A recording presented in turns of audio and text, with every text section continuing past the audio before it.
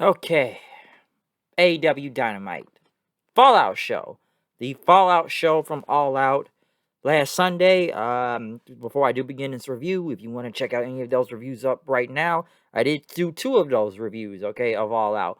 One with my friend, and the second one with the Urban Wrestling Network. So there are two versions of the All Out review online right now, okay? But the whole crazy weekend happening over with, Chicago and whatnot, just from Dynamite, the Rampage, to All Out, even Rampage when they were in the United Center over a week ago or two. It's been a lot of shows with AEW in Chicago, okay? But with the Fallout show, the Dynamite, Cincinnati, Ohio, big card in a way when you look at it in this Fallout show. So we do kick it off with Malachi Black versus Dustin Rhodes. Different on the commentary table team this week, just JR Taz and Tony Schiavone. No Excalibur this week. They say he was getting married. In a way, I feel like I was refreshing not to hear him for some reason. So I don't know. It felt like a different show without Excalibur. Refreshing though at the same time too. But Malachi Black versus Dustin Rhodes. Solid match, good opener and whatnot. I'm almost surprised Dustin really lasted this long against Black. I thought they were gonna have Black squash him since he's just destroying all these Nightmare Family guys out here. But this is Dustin Rhodes we're talking about, and Dustin, like I said, man, the guy can still go. You never really doubt him. And the fans were chanting, "You still got it." I said, when did he really ever lose it? When you think about it, so Dustin and Malachi Black, like I said, solid match. The ending looked kind of odd though. I know they had to expose turnbuckle and Black ended up tripping him into it. But when he hit his Black Mass kick, he only kicked Dustin like in the back. He never really kicked him in the head or anything. And then they just had like blood coming from his mouth. Maybe the kick was supposed to hit the mouth, but because I was wondering like when he started bleeding from the mouth, I thought it didn't make a lot of sense right there. So kind of strange how that went. But yeah, Black still got the win. Obviously, they did announce tonight that Cody will be back at the Arpash Stadium show in the next few weeks. So, Cody's going to come out, make his Jesus entrance, and he's going to get his win back against Black, I'm assuming. So, expect that to happen, especially for the big show in New York. CM Punk came out next, talking about Cincinnati, thanking Darby and Sting for that match at All Out. It was like riding a bicycle. Van Shannon, you still got it. He even talked about tonight's main event with Suzuki versus Mox. Just basically putting him over. And even talked about Aunt Linda from the Brian Pillman Dark Side of the Ring documentary. A lot of Dark Side of the Ring references tonight. So they got a lot of plugs. And like I said, it is Cincinnati. Pillman, the original Brian Pillman is from here. And like I said, the woman that raised him and whatnot was out there. Well, I'm sorry, that's his sister, I believe. Pillman, if I'm not mistaken. Go watch the documentary, okay? It's really good. It's a really good watch. So definitely check that out if anybody gets the chance. But you know, Punk, went up there and hugged her. Even talked to his wife AJ, saying, what's next. And before he can even go on, Taz got on the microphone, and Punk says, out of respect, I'm gonna let you speak. But Taz says, I'm tired of this love fest bullshit and whatnot. And you want to face any of my members of Team Taz? Bring it on. Punk said, I didn't even mention any of your team, okay? But Taz said you've been on all the internet and interviews and just on social media talking about him and whatnot. Let's see if you could face Hobbs or whatnot, or Hook or anything, or Ricky Starks and stuff. Punk says, I'll take them all three of them on, bring them on. Beat me if you can, survive if I let you, taking Taz's line. So hopefully they move Team Taz to a different feud, even though they're still in a feud with Cage, which I feel like it's kind of gone on forever. It started to drag, and I'm wondering where's the end game to all this, because it doesn't really look like it's led to anywhere at this point in time, other than the FTW title getting involved and whatnot. Punk basically, walked past Hobbs and them then. After that, as the next match was about to begin with Powerhouse Hobbs versus Dante Martin. They did interview Ruby Soho, talked about her match coming with Britt Baker. Baker came in. Ruby says, I got you into this business. I broke you into here, okay? You got a lot of nicknames and whatnot, but you saying all this stuff that you're not. But Baker basically said, why don't you go back to catering where you've been the past 4 years? So, obviously a WWE shot and whatnot. Ruby basically says she's going to get her, but she got to go through Jamie Hayter first tonight. Funny, Baker says I'm going to prepare for All Out. Like, All Out just happened last Sunday. I'm probably just a different show and whatnot. Hobbs went against Dante Martin, which was actually a good match until towards the ending, though. of the match. It was good. It wasn't bad with both of them, but if you go back and look, the minute not Hobbs, but Dante Martin did a dive, he ended up. It looked like it hit Hobbs in the head, and Hobbs looked like his clock was kind of rung right there. And I think they kind of ended the match prematurely because Hobbs did look like he was kind of out of it, and you could just kind of see as the match continued. Hobbs ended up still winning with his spine buster and whatnot, but he did look kind of dazed out there. Go back and look at the replay with the dive. He looked like he got his bell rung right there. So still finished the match though, but kind of scary there at the same time too. Next, Dan Lambert, kind of another one of his truth promos and whatnot. Talk about lazy millennials and all these small guys around here, these skinny little dorks. So don't know where it's leading to, but another truth promo from Dan Lambert. Next, some would say the promo of the night, MJF coming out there with Wardlow, fans chanting "You tapped out," and talked about all these pot belly big pigs here in Cincinnati. And hey, I beat Chris Jericho 3 times and I won clean too, but they restarted the match and it was cheating. Okay, but he called Cincinnati Cincinnati. It's the Midwest because everything is mid. Skyline Chili mid. Cincinnati Reds mid because they haven't won a World Series since 1990. Every person who lives here mid. And how about this? Why don't y'all jump the guardrails so I can just beat all of you up? Or would beat all your asses, technically. But y'all are cowards and whatnot.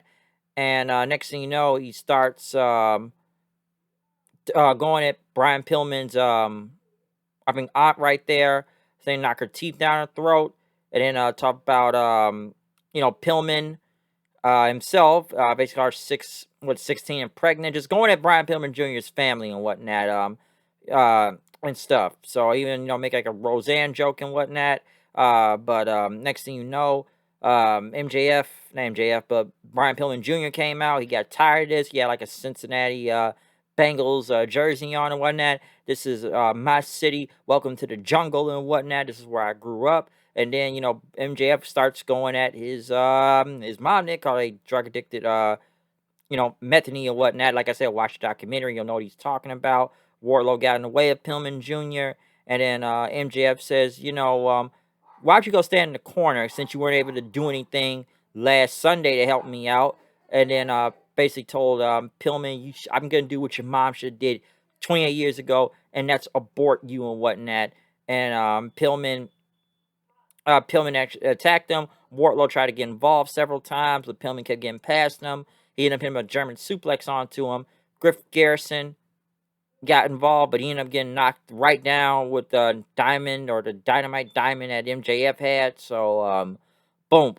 Very great segment. Some people probably would be offended by this. This is what it's called getting heat right here. And this was some really good heat. I'm sure everybody went over this in the back and whatnot, but this is what you call heat. All right. And this is like going at the core. And it's Cincinnati. And it's Pillman Jr.'s hometown and whatnot. So, what a perfect way to do this entire promo and whatnot. So, MJF proving that, getting major heat out there at the audience. Not bad. Not bad at all. Ruby Riott went against Jamie Hayter. Rough match, I should say. A couple odd spots here and there. Ruby still got the win with the Riot Kick, which probably would change the name at this point. But, yeah, still got the Riot Kick and got the win. But tough match there. It wasn't bad, but a couple like bad spots and whatnot. But after Ruby won, Baker and Rebel got involved. They sent Rio out to help, which honestly I don't know who thought that was a good idea. They sent Cristela there with a chair in to help both of them up. So then they set up for the 6-woman tag this Friday on Rampage. Like very stacked card from Rampage. We'll get into that for a minute. But next was FTR and Sean Spears, the Pinnacle versus the Dark Order of Evil Uno, Stu Grayson, and John Silver. Obviously, they kept saying, Dark Order is fine, or Bullet Club is fine. Basically, the same storyline. FTR and them got the win. Spears, he got a pin for once, but that's mostly due to FTR. But the Pinnacle got a win. Next thing you know, all the Dark Order members start arguing with each other. Funny, they chanted Colt Cabana out there. I forget he's in the group. Honestly, the Dark Order, come on, you already know how I feel about them. it's like, how many people kind of care this is going in a way? Well, at least they're doing something, but now they're trying to break them up and Anna Jay. So now it's like a civil war. This is almost like the whole Bullet Club thing they did a couple years ago. Bullet Club is fine. Bullet Club is fine. And then next, you got a mini civil war going on. Maybe they are breaking this crew up. Maybe they can find something better for these guys. Cause yeah, I don't know what else they can really do to try to get this whole thing over, but now they're beating the crap out of each other. No, so other now, so not the biggest thing I would say that's really going on, but I guess they're doing something with them. But then again, I still don't really care for the Dark Order in general. Like, come on, you already know how I feel about it, so we'll see what happens. Tully Blanchard was cutting a promo in the back, talking about Darby Allin, Sting riding his coattails, and that Tully says he's gonna get his hands on Sting. It's gonna be one-on-one with us, but next week Spears versus Darby, and see how that goes down. Next, Brian Pillman Jr. was in the back. Griff Garrison basically telling Tony Khan that he wants a match with MJF at Arthur Ashe Stadium in 2 weeks. Next, the Acclaim came back. Well, both the Acclaim, both Max Caster and Anthony Bowens. After all the bullshit I would say that Max Caster had to deal with, and I'm sure they kept him off TV until the heat died down. Honestly, the man really did nothing wrong if you look in the context of it and really think about it. I just think the internet blew it all out of proportion and whatnot. Yes, there's certain things you probably cannot talk about, but at the same time, he was being a heel and whatnot. If you actually look up the Duke Lacrosse thing, maybe you understand the context of it and whatnot. It wasn't just a regular rape joke, and you need to do research. The Simone Biles thing, it's give or take, but still not the best idea to go with mental health. The whole Julia Hart thing, I don't really care. Come on, motherfuckers rap about shit like that all the time, so it's nothing to talk about. So yeah, I'm sure it's a different opinion from mine how they feel about it, but hey, the Acclaim's still here. Like I said, I don't think the man really did nothing wrong other than get heat and whatnot. Then again, this was on a dark episode, which they could have easily edited this out. But Tony Khan said he wasn't there, but he probably was there. But now, since he's getting backlash, let's take this guy off of TV for the next few weeks until people stop bitching on the internet. And it looks like the internet stopped bitching and whatnot. So yeah, the Acclaimed is back. So good for them. But yeah, Max Caster will face Pillman Jr. this Friday on Dark. Next, the Elite came out. I guess everyone's arguing about the PWI 500. I haven't looked at it, but apparently Kenny Omega is number one again on there. And before he could really go on to say anything else, the Elite came out. They introduced the newest member, Adam Cole.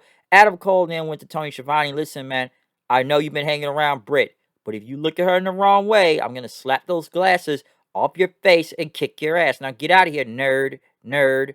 So, yeah, Cole making sure nobody talks to Britt Baker. Cole also, this is the AEW is the best wrestling company in the entire world and whatnot. And, right now, this is the Elite. We're taking over. We're the biggest things around here. I've been main event for 4 years. I'm once in a generation talent and whatnot. And, the Bucks and Omega are the greatest of all time. And now the Elite has Adam Cole, Bebe. Funny, his song has the boom in it, too. But now that the Elite is complete and whatnot, Cole says, get ready for my debut match next week on this show. But next thing you know, Bryan Danielson's music hit. Omega told everybody get out of the ring, let Bryan inside. And then, Bryan, why are you here and whatnot? Bryan got it in and says, you're supposed to be the best wrestler in the world, right? And you think you're better than me, but I'm here to kick your head in and whatnot. You're not on my level and stuff. Next thing Omega tried to hit him, but Bryan got the yes lock. Well, I guess I can't be saying the yes lock no more. The LaBelle lock. Everybody got in an attack. Next thing Christian, the Jungle Express stopped sending Marco Stunt. That looks horrible. And Frankie Kazarian came for the save. Cole and them getting taken out by Kazarian and some kick to the head that looked kind of brutal. They end up all beating up Brandon Cutler and hit the running knee on him. So Bryan, could he be getting a title shot next? I don't know. I know some people don't like that. It's kind of ahead of Hangman Page. But where's Hangman Page right now? I have no idea right now until they decide to bring him back. But it's Bryan. So come on. The guy is still a very top level name over Hangman Page right now. So boom, there you go. But in the main event, though, we got Jon Moxley versus Minoru Suzuki, a New Japan rematch. If you have watched New Japan or kept up with New Japan, last time these two faced was last year in February in a new beginning in Sapporo for the IWGP US Championship. A lot of fans were pissed off tonight, especially when Minoru Suzuki made his entrance, and they missed the best part of his entrance. I'm sure everybody was about to chant Katse ni Nare, and I was kind of pissed off about that. So that pissed off. Like, you did it in Chicago the other night. Why you cut it off right here? That was horrible to do. The match itself was felt kind of short when you think about it. Maybe it's the commercial. They were still brutal out there, and even Suzuki just bleeding like a stuffed pig at one point after taking two Death Riders going on under his eye. And Suzuki would not go down, but Moxley hit a Death Rider. He hit like some type of like suplex on him and got the win. Honestly, I've seen better. This is a match that should have been on pay-per-view. This is a match that should have deserved more time. This should have even got Suzuki's entrance on here. I felt like the show went very quick at the same time, too. So the main event was up and down. It is pretty cool to see Minoru Suzuki actually on TV on a Wednesday night, and that, watch on New Japan World at some 2, 3 a.m. if you're watching it live and whatnot. But just to see, a bigger New Japan name on this show was kind of cool. They'll come on the crowd chanting "Holy shit" as soon as he came out. Okay, so that tells you something, that the guy is really big. All right, but bad idea to skip over his entrance though. Like I said, I kind of expected something else was going to happen, but come on, this is Cincinnati. This is Jon Moxley's hometown. He took a big victory lap after that, with whatever airtime was left on the show. And, that's what kind of ended off there as he's celebrating with the fans. I actually thought it was going to be some angle and something happen. Maybe they get a Suzuki Goon in New Japan. Him and, Suzuki and Archer just team up. And, hey, let's look for new recruits and bring them into Suzuki Goon. So, that would have been a good idea. But, yeah, we all know Suzuki is in America right now doing several events, even for New Japan Strong and whatnot. Maybe that's why he's not in the G1 this year, but it was still cool to see him on Dynamite though and whatnot. But I think the match could have been longer though, and I think this should have been saved for a pay-per-view. But other than that, good show, sets up new stuff, Fallout show and whatnot for AEW. It's so funny with AEW. Like, come on, you guys know what's going on in New Japan, so play his whole entrance, okay? But like I said, good show for Fallout after uh, you know, um, you know, all out and everything. So good stuff, and we'll see what happens next. Before I go, I do also want to say best wishes to Triple H. I'm sure everybody's heard the news about the cardiac event he had last week. Hopefully everything's okay and he has a speedy recovery and whatnot. Like I said, I know it was last week, but that's still some scary stuff at the same time. So, good thing he's okay and he makes a speedy recovery and he's back. So, best wishes to Triple H and whatnot. But other than that, I'm out of here. Comment, subscribe, follow me on Twitter at Hoodie9890. Check out any other review that is uploaded online right now. So yeah, see you guys later. Peace.